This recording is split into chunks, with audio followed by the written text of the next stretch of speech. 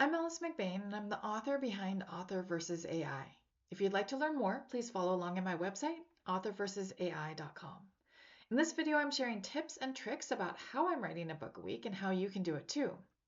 The topic this week is actually only writing adjacent, and it's an important one to explore.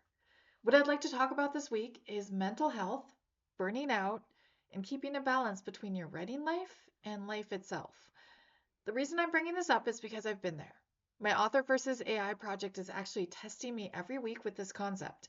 And I've gotten burned out before when it comes to writing or editing projects that I tackle because I'm the type of person who always takes on too much and juggles things until I drop one or two, or sometimes 10. So, for someone who's been to the edge and beyond, I just want to give a warning to all those writers going full steam ahead.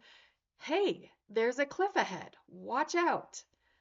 Most importantly, I want to tell you that it's important to look out for the warning signs because once you burn out, it's hard to recover from it, and it takes twice or 5 times as long to get back in the saddle. So the important thing is to stop before you burn out and give yourself some breathing space in order to rest and recover.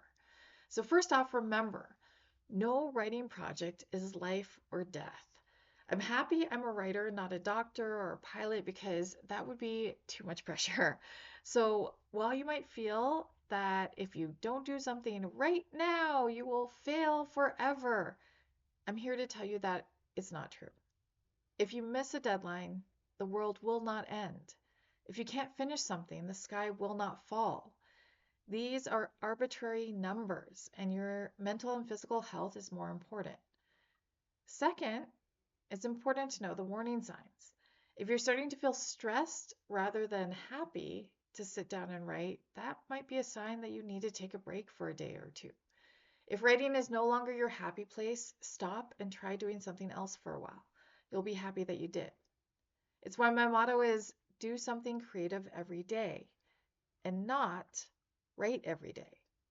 When I'm not doing my Author versus AI project, I normally don't write every day. And I've taken a few days off with Author versus AI too, and still managed to make my goal each week. So I might draw a picture or bake cookies or fold origami or crochet a scarf, anything creative that strikes my fancy. The important thing is finding an outlet for your creativity that excites you. And sometimes that means switching gears to give your brain a rest. Don't be afraid to do something completely unrelated to writing. Sometimes when I relax and go away from my writing, it'll help spark an idea that makes me want to go running right back to my work in progress. I might be exercising on my stair stepper and realize, oh hey, my character wasn't supposed to meet their love interest in chapter 2. They were supposed to meet them in chapter 4, duh. And then I'm excited to go back and write again. The important thing is to make sure you have balance between your everyday life and your writing life. Because if you tip the scales too far into go, go, go with your writing, you have a greater chance of burning out. But if you take it slow and steady, you can show that turtle who's boss and win the race too. Hope these tips help. If you have any questions or comments, please reach out to me in the chat. Happy writing.